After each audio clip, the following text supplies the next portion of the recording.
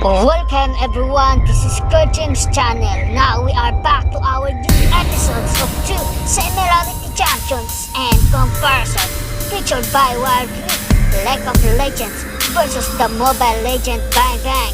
But before that, please like and subscribe to my channel and don't forget to click the bell icon so you will be notified to our new next episode video. Let's do this!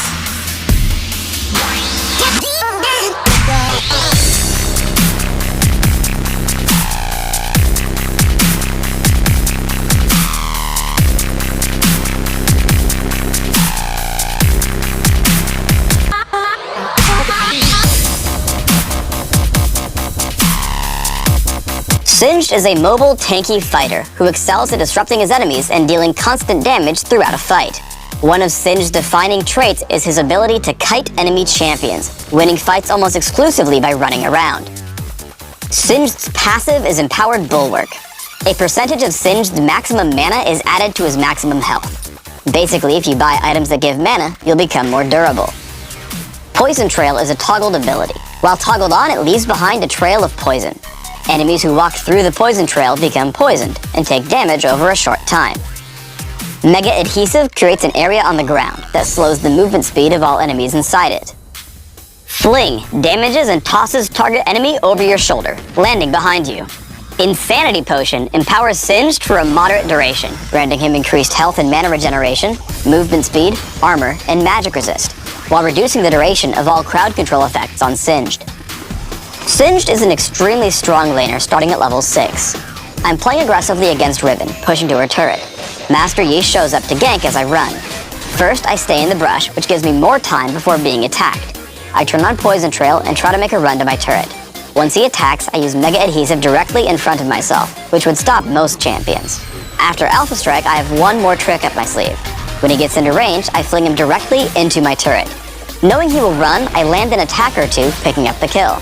Then I run as Riven chases me, but I've created enough distance that she drops to the turret and Poison Trail, giving me a double kill almost exclusively from running away.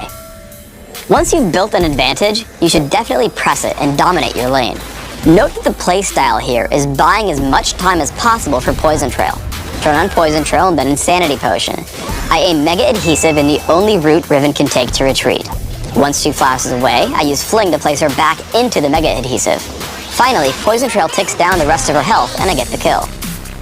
While running around with Swain and Riven, I get jumped by Master Yi. I keep on Poison Trail and try to use Fling to escape him. I bait him into the brush, then turn around, flinging him over the wall. Xin Zhao comes to help me, and Swain is already low from Poison Trail.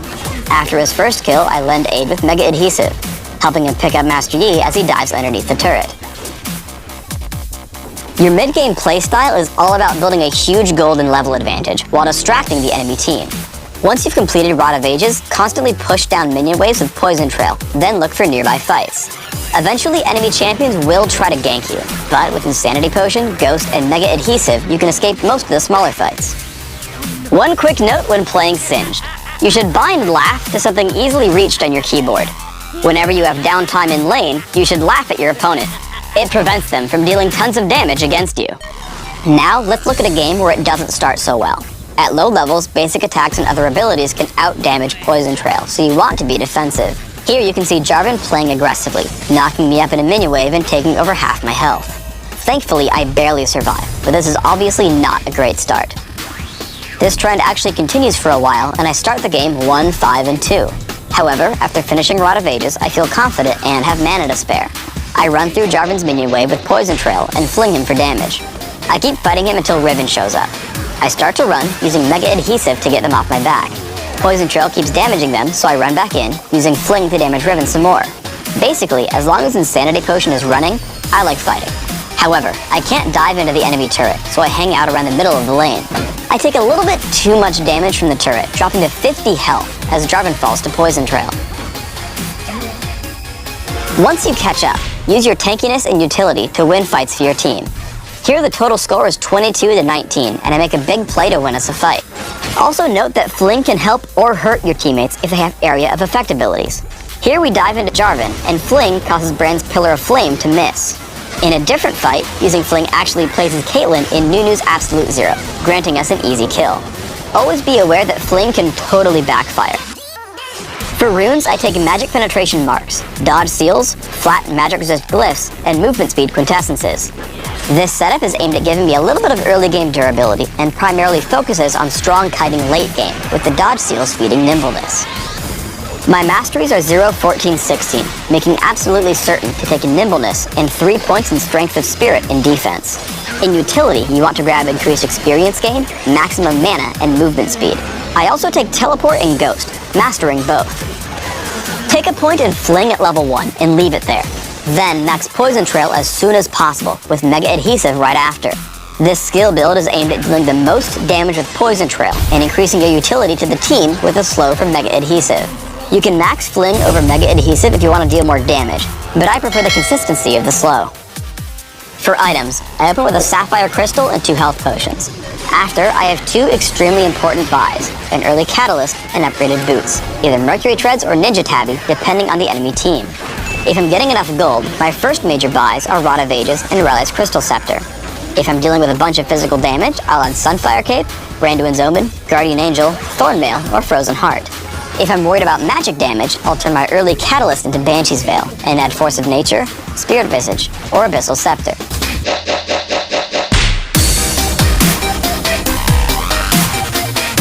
Well, in my opinion, he's the most unique champion in the entire game, and he's got a really unique playstyle to match. He's mechanically pretty simple on the surface, but he has tons of hidden depth to master, so if that sounds like your kind of champion, then you're in the right place.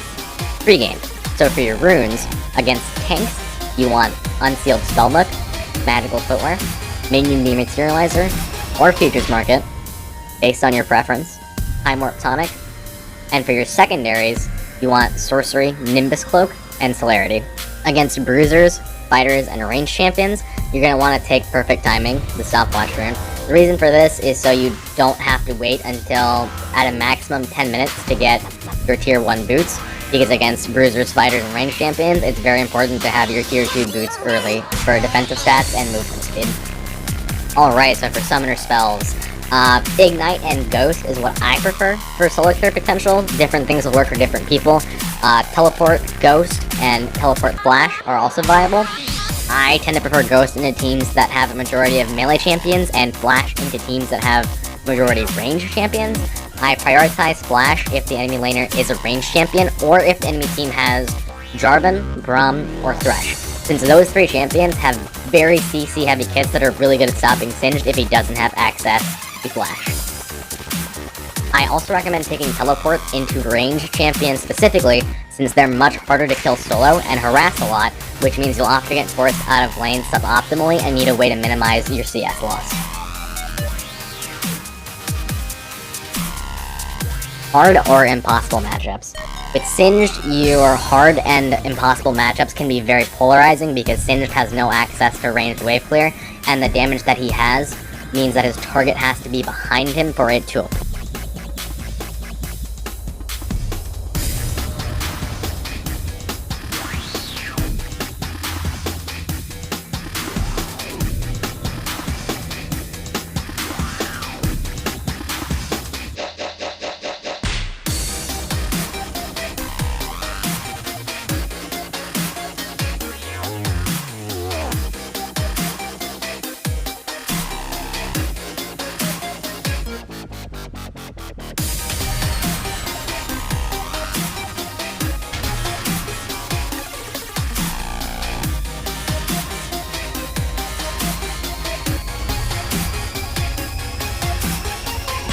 You're going to want to swap to teleport on your first swap if you plan on teleporting to bot lane.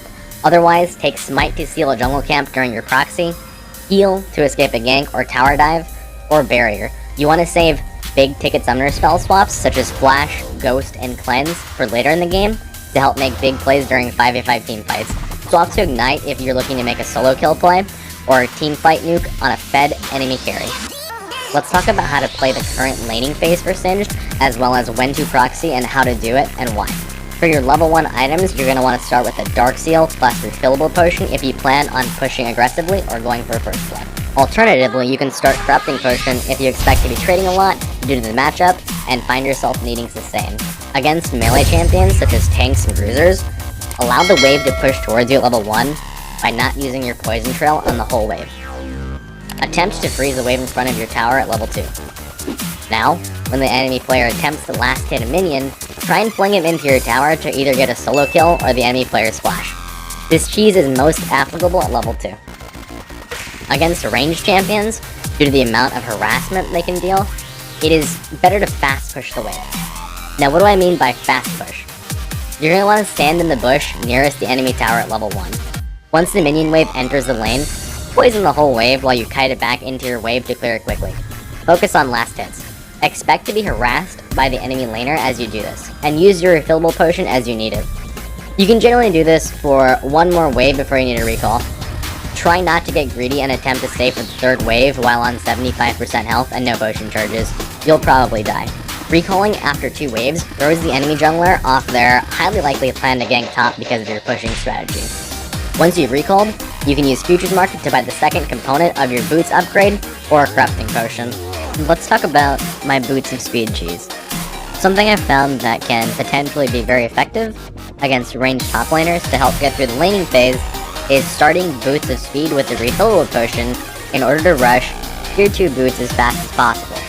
This is done by using the Futures Market rune, and obviously perfect timing because this is not possible with magical footwear. Farm 2 waves by fast pushing them, or proxying them, and then recall. On your recall, you can buy Cloth Armor or Corrupting Potion if against an AD champion, and either Corrupting Potion or a Null Magic Mantle against an AP champion. Because they have a movement speed advantage in the early game, it is often possible to proxy earlier than you normally would be able to as well.